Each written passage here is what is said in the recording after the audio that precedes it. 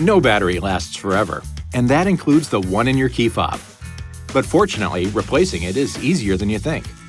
All you need is a small flat blade screwdriver and a new battery.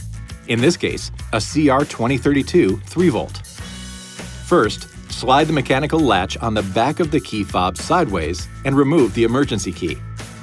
Insert a flat blade screwdriver into the gap next to the emergency key slot and carefully pry the cover slightly open.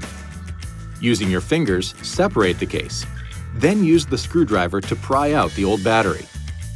Insert a new battery with the positive pole facing down. Put the case back together and snap it shut. Now, just reinsert the emergency key and you should be all set. This video is not intended to take the place of your owner's manual. For complete details and other important safety information, please see your owner's information.